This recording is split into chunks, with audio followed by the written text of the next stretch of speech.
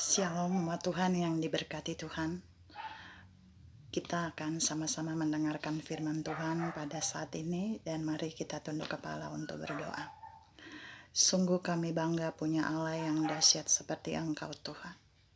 Sungguh kami bersyukur karena firman-Mu pasti akan memberikan kami kekuatan yang baru, berkat yang luar biasa, terobosan yang ajaib, bahkan segala yang terbaik akan mengalir melalui firman-Mu bagi kami saat ini. Berikan kami telinga seorang murid untuk mendengar suara-Mu Bapa, dan berikan kami hati seorang hamba untuk siap melakukan apa yang Bapa sampaikan saat ini bagi setiap kami. Pengurapan dari Allah yang Maha Tinggi turun memenuhi setiap kami, karena pengurapan ini akan mengajar kami tentang segala sesuatu yang Bapa sampaikan saat ini bagi setiap kami. Kami tetap memilih seperti Maria, duduk di kaki-Mu Yesus, mendengarkan suara-Mu, supaya kami dapat mengambil yang terbaik yang tidak akan pernah diambil daripada kami.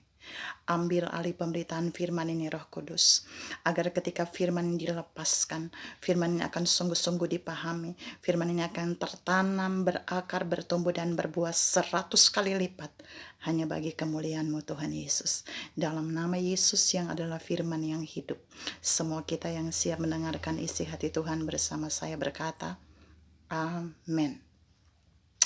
Shalom saudara. Saat ini kita akan sama-sama mendengarkan firman Tuhan yang terambil dalam kitab Lukas 3 ayat yang ke-14. Kita akan baca kalimat terakhir dari Injil ini, Lukas 3 ayat yang ke-14. Saya bacakan buat saudara. Firman Tuhan berkata, "Cukupkanlah dirimu dengan gajimu." Demikianlah firman Tuhan. Yang berbahagia adalah kita yang mendengarkan firman Tuhan, tetapi kata firman Tuhan, lebih berbahagia adalah kita yang mendengarkan firman Tuhan dan yang memeliharanya. Saudara-saudara yang saya kasih dalam Tuhan Yesus Kristus, kalau hari ini saudara dan saya mendengar kata gaji di sini, semua orang akan banyak mengeluh. Tapi sebelum saya masuk lebih dalam, saya mau beri judul khotbah saya malam ini adalah "Cukupkah gajimu? Cukupkah gajiku?" Ya, khotbah ini bertemakan pertanyaan yang harus saudara dan saya jawab malam ini. Dan pada saat ini saya mau bawa saudara masuk dalam beberapa poin yang berhubungan dengan tema khotbah ini. Saudara-saudara yang saya kasih dalam Tuhan Yesus Kristus, kalau bicara soal gaji atau upah, saudara dan saya semua sudah tahu adalah bagian yang kita dapatkan ketika kita bekerja. Ketika kita melakukan sesuatu, maka kita akan mendapatkan gaji, kita akan mendapatkan upah dimanapun kita bekerja, kepada siapapun kita bekerja, pasti ada upah yang diberikan bagi orang yang bekerja. Jadi firman ini mau meneguhkan saudara dan saya, sekecil apapun pekerjaan saudara dan saya, percayalah di sana ada upah bagi kita. Ya, kita mau lihat yang berhubungan dengan gaji dan upah, saya bagi atas 3 poin. Poin yang pertama adalah gajinya seri dengan kebutuhannya, seri dengan keinginannya. Kalau firman tadi berkata cukupkanlah dirimu dengan gajimu, artinya bukan gaji yang menyesuaikan diri dengan kita, tapi kita harus menyesuaikan diri dengan gaji yang kita dapatkan. Oleh sebab itu, kalau gaji kita seri atau sama dengan setiap kebutuhan dan keinginan kita, maka pasti kita akan memiliki timbangan yang seimbang. Gajinya masuk, uangnya masuk, keluarnya juga masuk. Akhirnya saldonya 0. Tapi kita tidak kekurangan, pas-pasan. Di level pertama ini, orang yang memiliki gajinya sama dengan kebutuhannya, dia tidak kekurangan, tapi dia juga tidak berlebihan. Cukup pas-pasan. Seri saya beri nama. Oke, kita pindah pada poin yang kedua dari bagian kategori gaji dan upah ini adalah gaji lebih besar dari kebutuhan dan keinginan. Saya ulangi, gaji kita lebih besar dari kebutuhan dan keinginan. Di bagian ini ada banyak orang, mereka memiliki gajinya lebih besar dari kebutuhan atau keinginan. Bisa hasil gajinya bisa disimpan, bisa diinvestasikan untuk bisnis, dan bisa juga menabur. Bisa juga, tadi saya bilang disimpan, ditabung. Mereka bukan cukup di sini, bukan pas-pasan di sini, tapi mereka berlimpah. Tapi kita mau lihat di bagian yang ketiga, ada yang memiliki gajinya atau upahnya kurang dari kebutuhan dan keinginannya. Artinya minus.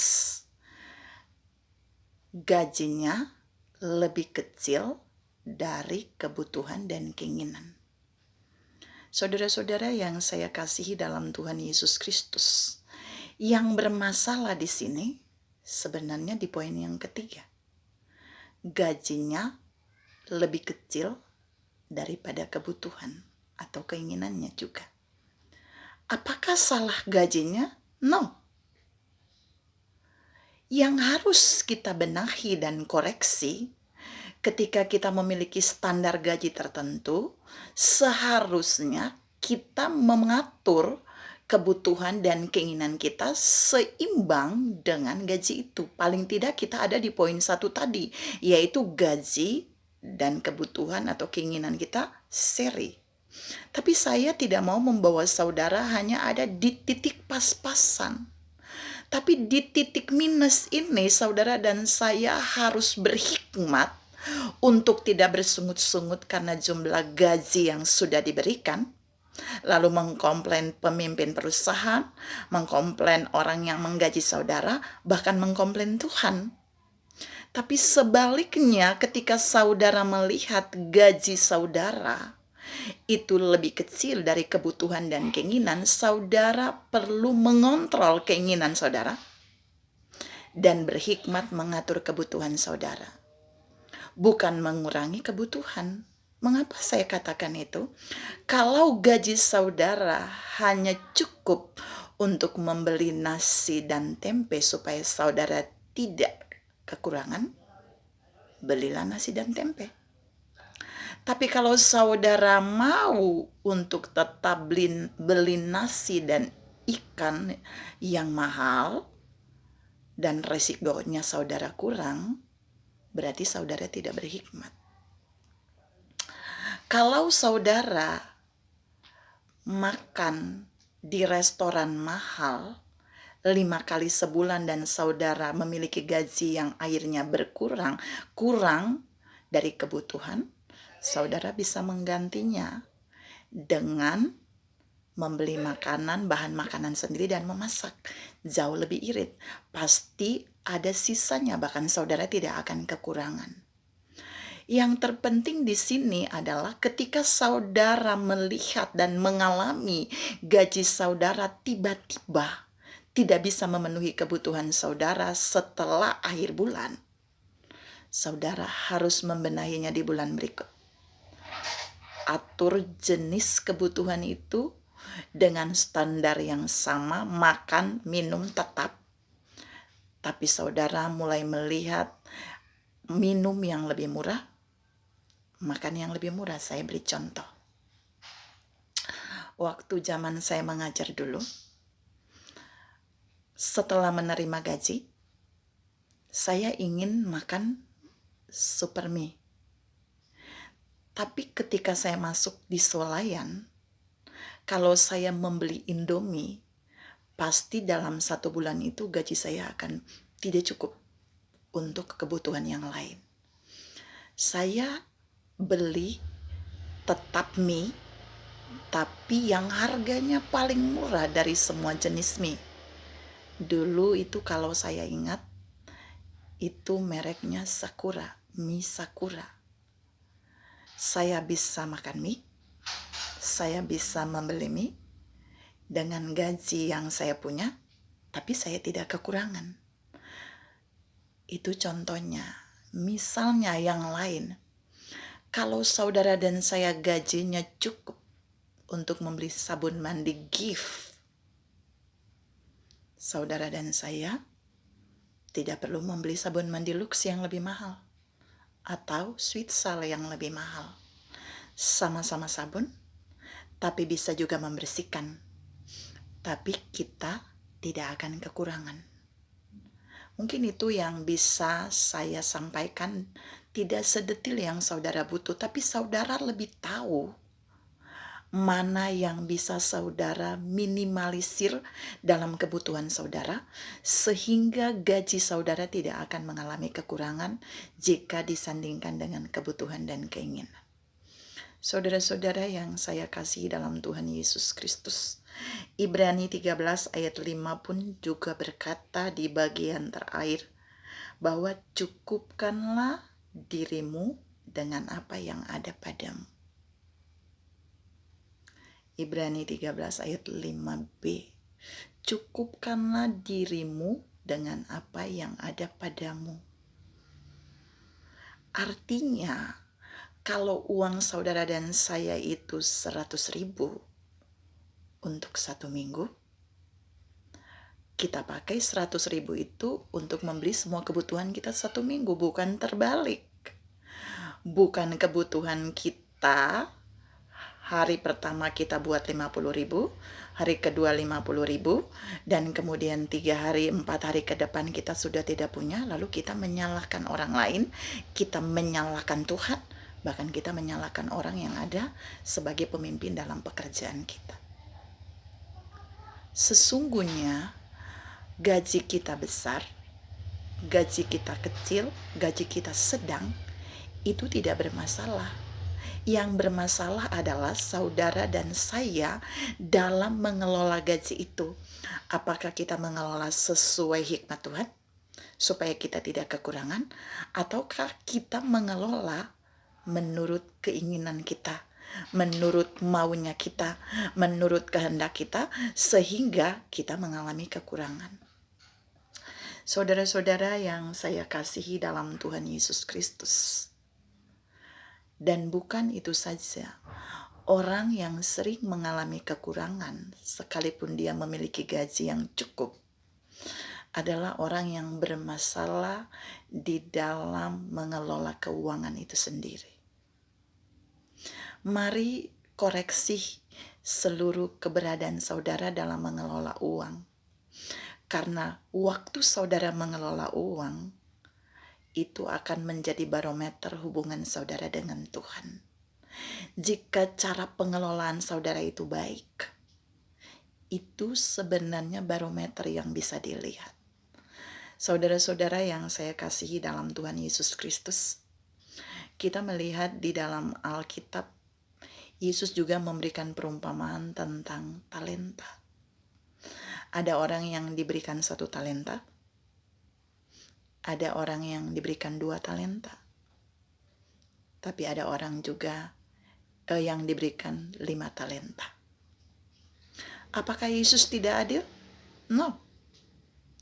Yesus tahu kapasitas setiap orang yang menerima talenta itu. Yang menerima 5 talenta, dia punya kapasitas untuk 5 talenta. Yang menerima 2 talenta, kapasitasnya juga untuk 2 talenta. Dan yang menerima 1 talenta, ya kapasitasnya untuk 1 talenta. Terbukti. Yang 1 talenta dia menerimanya, dia menanamnya. Bayangkan kalau raja itu memberikan dia 5 talenta. Raja itu akan mengalami kerugian, bukan? Saudara-saudara yang saya kasihi dalam Tuhan Yesus Kristus, Nah, firman ini juga mau mengarahkan saudara dan saya bahwa berapapun gaji saudara dan saya hari ini itu bukan ukuran bahwa kita berlimpah atau tidak. Tapi yang menjadi ukuran adalah jika saudara punya gaji 2 juta, itulah yang Allah percayakan, 2 juta. Jika saudara punya gaji 5 juta, itu yang saudara percayakan 5 juta. Jika saudara dipercayakan 250.000, itu juga 250.000 yang Tuhan percayakan bagimu. Cukupkanlah dirimu dengan gajimu. Ingat, dengan gajimu. Bukan dengan gaji orang lain. Bukan dengan gaji tetangga. Tapi dengan gajimu. Terakhir, lalu di mana letak orang yang melayani tanpa gaji? Mungkin ini pertanyaan yang diberikan oleh para pelayan Tuhan yang melayani tanpa gaji. Saya mau beritahu saudara, semua kita yang melayani di muka bumi ini, itu hanya bonus yang kita dapatkan. Gaji neto kita akan dibayarkan di surga. Masa sih, Bu? Iya. Bukankah dalam suatu pelayanan seringkali kita ada yang tidak mendapatkan apa-apa? Itu artinya dalam suatu bagian bonus boleh nggak dapat, tapi netonya pasti ada tersimpan di surga. Tapi dalam kondisi tertentu kita bisa mendapat bonus yang banyak dari pelayanan kita. It's okay. Tapi itu bukan standarnya. Neto gaji kita tersimpan di surga. Tepat pada waktunya nanti semua itu akan dibayar oleh Bapa di surga. Ingat firman Allah berkata bahwa waktu kita bekerja di muka bumi ini, lakukan itu sama seperti kita melakukannya untuk Tuhan. Dan upahnya adalah dari Tuhan. Ingat, dari Tuhan. Saudara-saudara yang saya kasih dalam Tuhan Yesus Kristus, di masa-masa sukar ini, mungkin saudara akan berkata buat saya setelah mendengar firman ini, Bu, dulu gaji saya cukup, tapi setelah COVID-19 mewabah, gaji saya dipotong. Saya mau jawab saudara, tidak apa-apa. Karena berkat Tuhan tidak akan terpotong buat saudara. Bu, pada saat dulu gaji saya lumayan, tapi saat ini saya dirumahkan. Saya juga mau berkata, tidak apa-apa. Allah turut bekerja dalam segala sesuatu untuk mendatangkan kebaikan bagi setiap orang yang mengasihinya dan yang terpanggil sesuai dengan rencana Allah. Lalu bagi orang yang berkata buat saya bukan saja dirumahkan, Bu, tapi benar-benar saya di PHK, saya tidak ada pekerjaan, dan saya tidak bisa mendanai keluarga saya, bahkan diri saya sendiri. Saya menjawab saudara, ada firman Allah berkata, lihatlah burung-burung di udara, pandanglah burung-burung di udara, dan bunga di padang. Mereka itu enggak bekerja, mereka itu enggak punya lumbung, tapi mereka diberi makan oleh Bapa di surga. Tuhan menjamin saudara, bahwa saudara lebih besar, lebih berharga dari burung-burung di udara itu dan bunga di padang. Saudara-saudara yang saya kasihi dalam Tuhan Yesus Kristus, untuk bagian ini Tuhan mau saudara dan saya tidak boleh khawatir. Berapapun gaji kita hari ini, ingat Allah sudah menakarnya. Tinggal kita menjadi pengelola yang baik, mensinergis dengan setiap kebutuhan dan keinginan kita. Maka percayalah, kita tidak akan pernah mengalami kekurangan. Minimal kita akan cukup. Tapi sebaiknya kita lebih dari cukup. Karena Allah memberi kepada kita bukan saja cukup, Firman Allah berkata bagian terakhir dalam Yohanes 10 ayat yang ke-10. Bagian B.